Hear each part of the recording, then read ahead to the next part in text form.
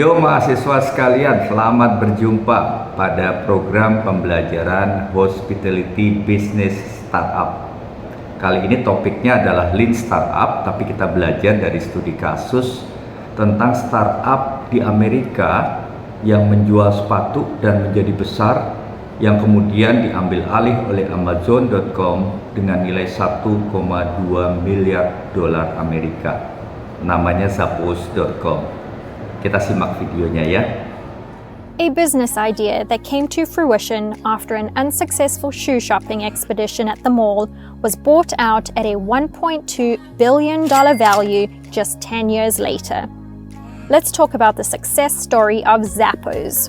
Nick Swinburne went shoe shopping for a pair of Airwalk desert boots.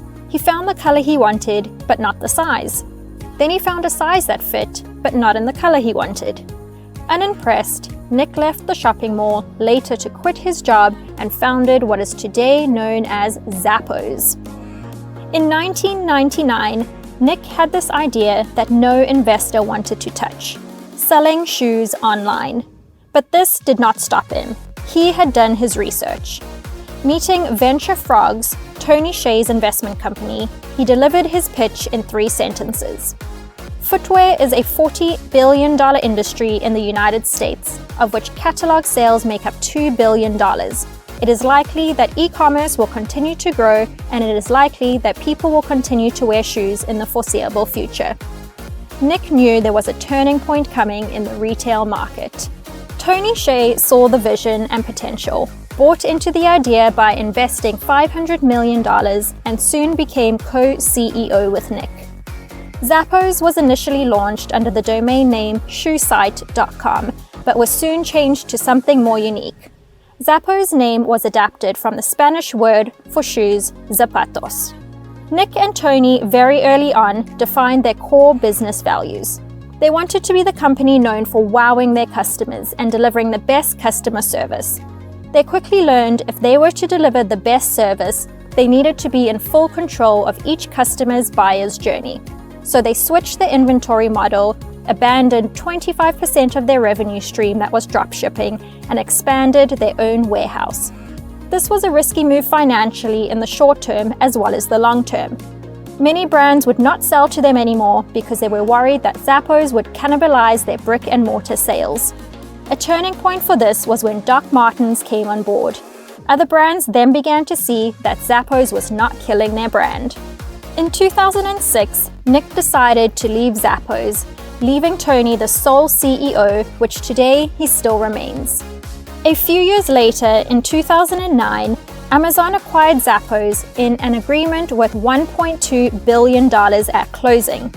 At this time, this acquisition was one of the biggest in retail history, leading Zappos to be one of the biggest companies in the world. Part of the agreement was that Amazon would maintain a hands-off approach and allow Zappos to run the way it always had, with a unique company culture full of fun and weirdness. Zappos was, and today still, is no ordinary business. They weren't just in the business of selling shoes. They were in the business of delivering happiness and exceptional service, and just happened to sell shoes.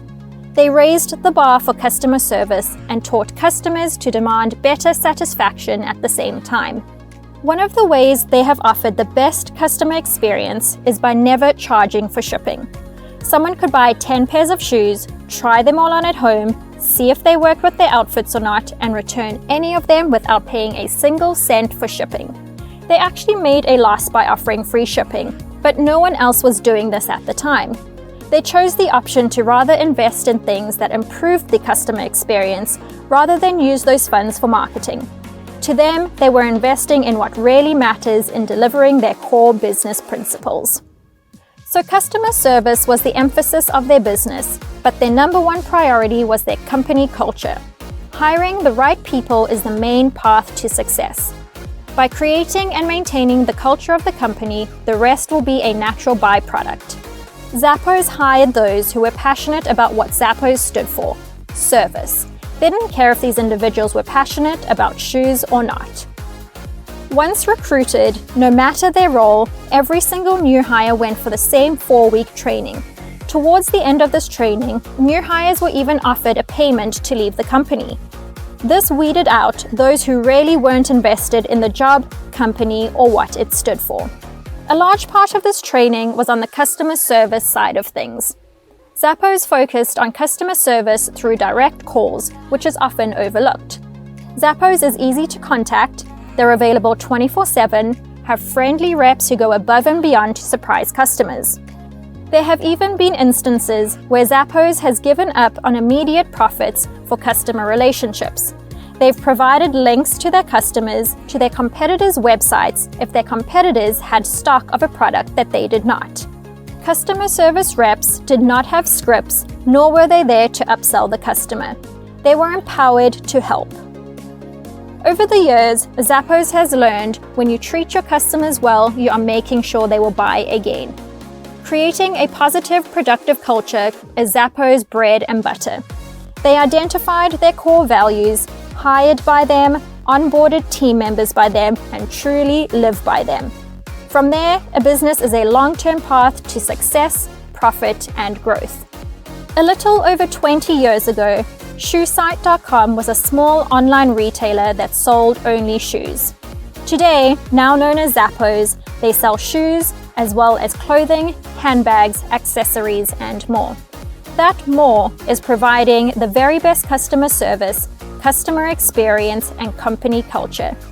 Zappos has built their success on these foundations. Oke, sudah disimak ya tadi videonya, menarik. Zappos.com ini adalah startup yang besar di Amerika dan Amazon sudah mengambil alihnya dengan nilai 1,2 miliar US dollar.